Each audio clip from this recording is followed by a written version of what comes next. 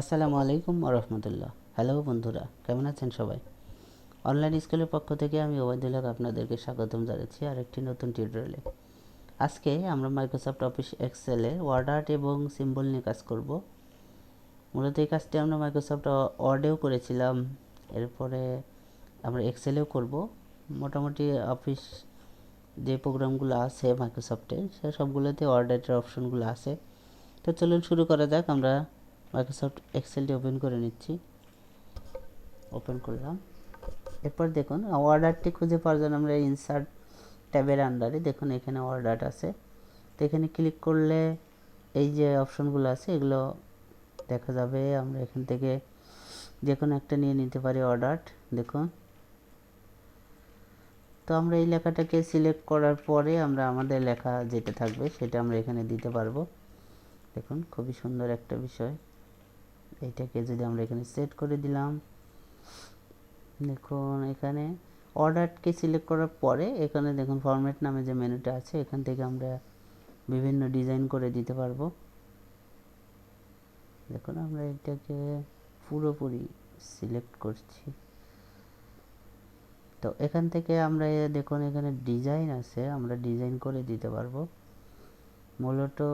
মূলত এইটাও একটা শেপ সিস্টেম হয়ে গেছে। শেপে আমরা এখানে দেখেছিলাম ইনসার্টের আন্ডারে যে শেপস। তো যাই হোক, এখানে দেখুন এখানে ডিজাইন আছে অর্ডারের,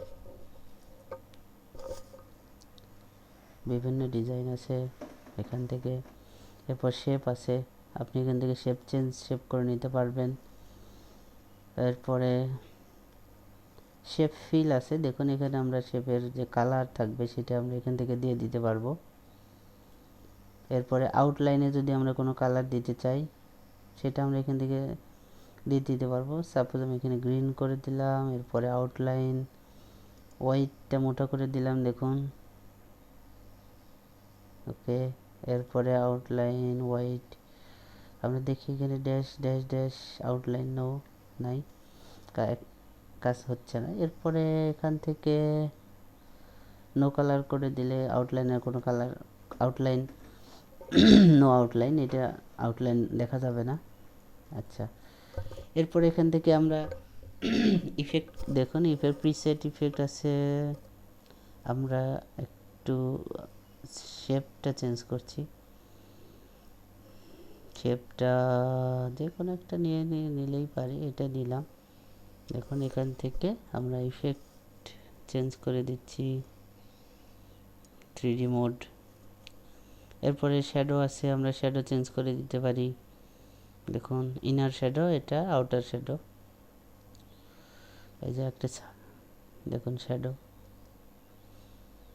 আচ্ছা, এরপর রিফ্লেকশন আছে, আমরা রিফ্লেকশন দিতে পারি। দেখুন অনেকগুলো রিফ্লেকশন আছে, এটা যে কোনো একটা দিয়ে দিলেই পারবো। এরপরে ইফেক্টে গ্লো আছে, দেখুন এই যে গ্লো, বেভেল,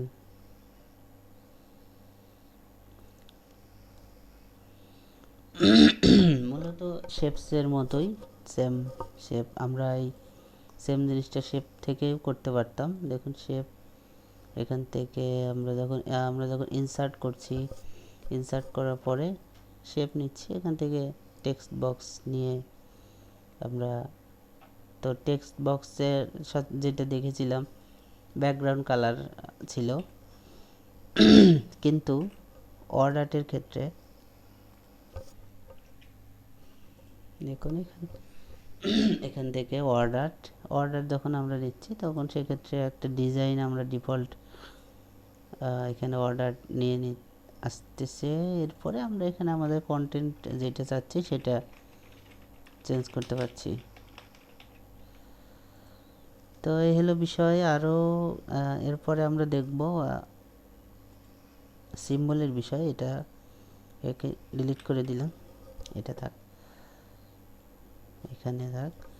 এরপরে সিম্বল হলো আমরা যখন কোনো কিবোর্ড থেকে কোনো ওয়ার্ড বা ক্যারেক্টার খুঁজে পাবো না, তখন সেক্ষেত্রে আমরা সিম্বলের এই অপশনটা ব্যবহার করে সেগুলো নিয়ে আসতে পারবো। দেখুন সিম্বলের একটা ডায়ালগ বক্স, সিম্বলে ক্লিক করলে ওপেন হবে।